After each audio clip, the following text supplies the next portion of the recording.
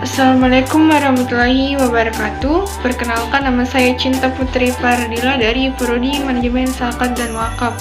Di sini saya akan membuat video presentasi mengenai pembelajaran selama mata kuliah Ekonomi Makro Islam dengan dosen pengampu Pak Zulkarnain MSI. Tugas ini untuk memenuhi ujian akhir semester. Di sini saya akan menjelaskan mengenai topik pembahasan, yaitu 1. Kebijakan moneter, 2. Kebijakan fiskal atau kebijakan publik Islam, ketiga, sumber penerimaan dan pengeluaran negara pada zaman Rasulullah SAW, keempat, pengangguran, dan kelima, distribusi pendapatan. Nah, sekarang kita masuk kepada topik pembahasan yang pertama, yaitu kebijakan moneter. Adapun pengertian dari kebijakan moneter, yaitu kebijakan moneter merupakan kebijakan dalam upaya mengendalikan perekonomian negara secara makro untuk mencapai perekonomian yang lebih baik dengan cara mengatur jumlah uang yang beredar. Perekonomian yang baik sendiri dapat dilihat dari kestabilan harga melalui tingkat inflasi yang terkontrol. Adapun tujuan dari kebijakan moneter ini yaitu 1. Menjamin stabilitas ekonomi, 2. Mengendalikan inflasi, 3. Meningkatkan lapangan kerja, 4. Melindungi stabilitas harga barang di pasar, kelima, menjaga keseimbangan neraca pembayaran internasional dan mendorong pertumbuhan ekonomi. Adapun instrumen dari kebijakan moneter yang pertama yaitu kebijakan diskonto, operasi pasar terbuka, kebijakan rasio cadangan wajib, penetapan suku bunga acuan, dan imbauan moral.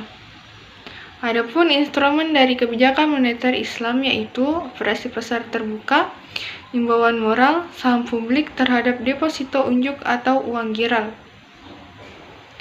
Dan topik pembahasan yang kedua yaitu mengenai kebijakan fiskal atau kebijakan publik Islam.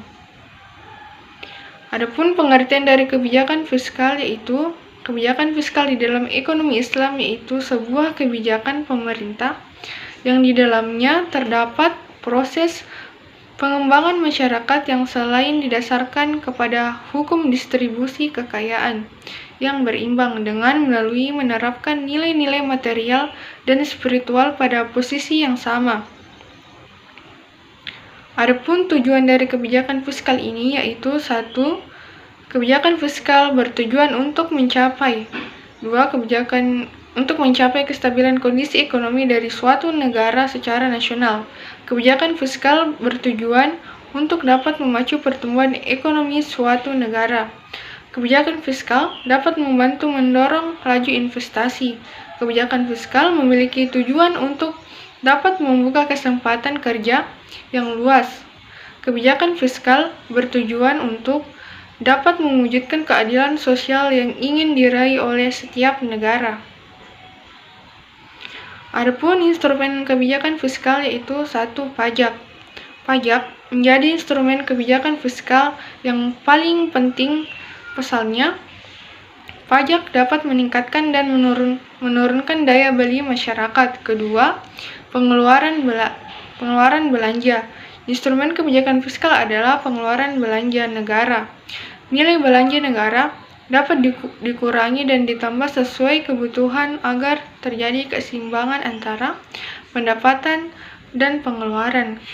Ketiga, obligasi publik. Obligasi publik dalam instrumen kebijakan fiskal adalah penerbitan obligasi atau surat utang bagi warga negara. Instrumen kebijakan fiskal Islam yaitu jizya, ghanimah, fal, zakat, usr, kharaj, nawaib, dan amwal fahla.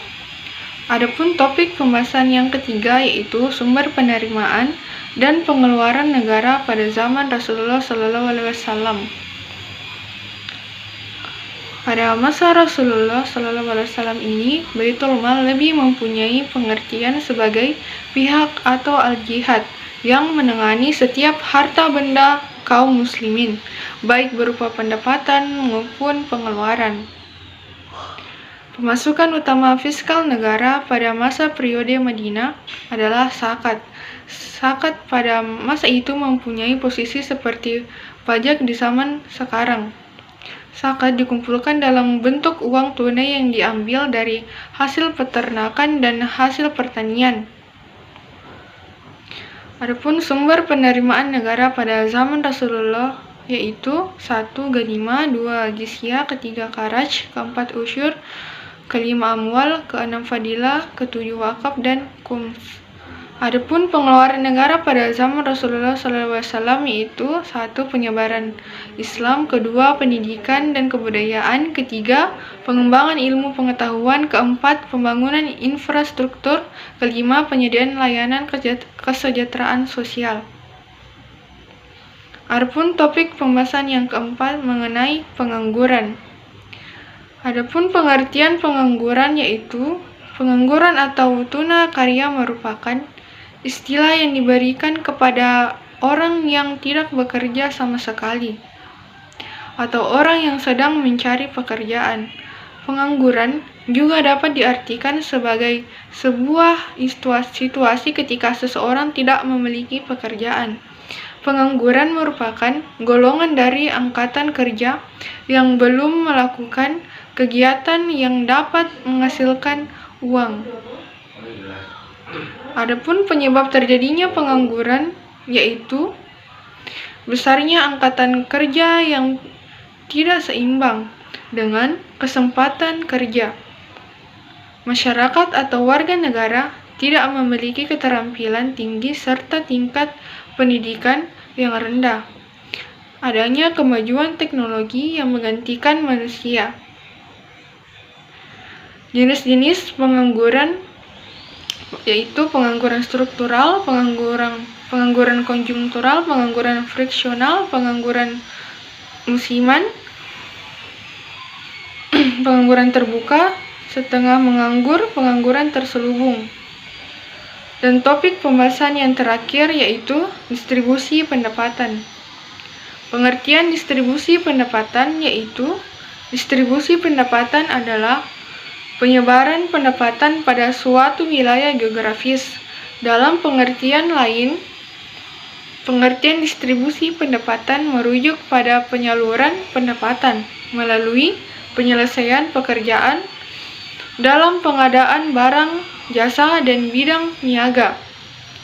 Distribusi pendapatan juga mencerminkan ketimpangan serta pemerataan hasil pembangunan suatu daerah atau negara, baik yang diterima masing-masing orang ataupun dari kepemilikan faktor-faktor produksi di kalangan penduduknya. Jenis-jenis distribusi pendapatan. 1. Distribusi pendapatan perorangan. Distribusi pendapatan perorangan memberikan gambaran tentang distribusi pendapatan yang diterima oleh individu maupun perorangan, termasuk rumah tangga. Kedua, distribusi fungsional. Distribusi fungsional menjelaskan tentang pangsa pendapatan nasional yang diterima oleh masing-masing faktor produksi. Ketiga, distribusi regional. Aspek keadilan dan pemerataan juga bisa ditinjau berdasarkan distribusi regional atau antara daerah. Adapun tujuan dari distribusi pendapatan yang pertama, 1.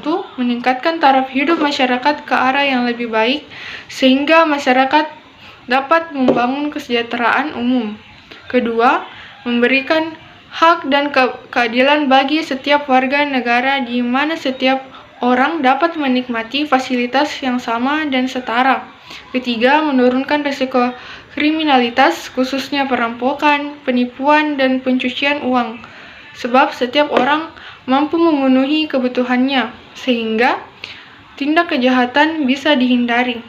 Keempat, menumbuhkan rasa solidaritas dan sosial yang tinggi antara masyarakat seperti penyaluran zakat kepada yang membutuhkan.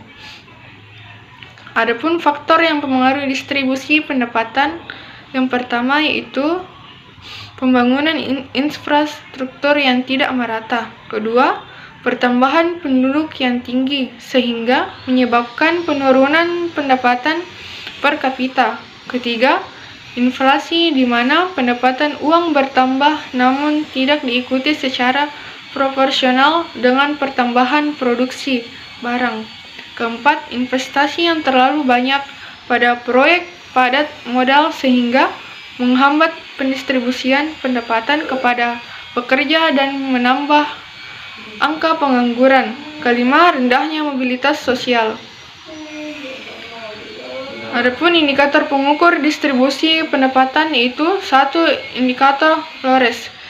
Indikator Lores memperhitungkan pendapatan aktual dengan persentase jumlah pendapatan. Kedua, indeks rasio Gini.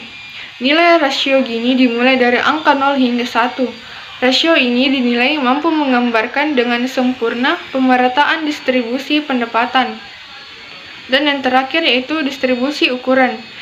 Indikator distribusi ukuran memberikan distribusi pendapatan dengan menjumlahkan seluruh pendapatan tanpa memandang sumbernya. Baik, itulah tadi penjelasan dari saya mengenai pembelajaran selama mata kuliah ekonomi makro Islam. Lebih dan kurangnya mohon dimaafkan karena kesempurnaan itu hanya milik Allah Subhanahu wa taala. Sekian, wassalamualaikum warahmatullahi wabarakatuh.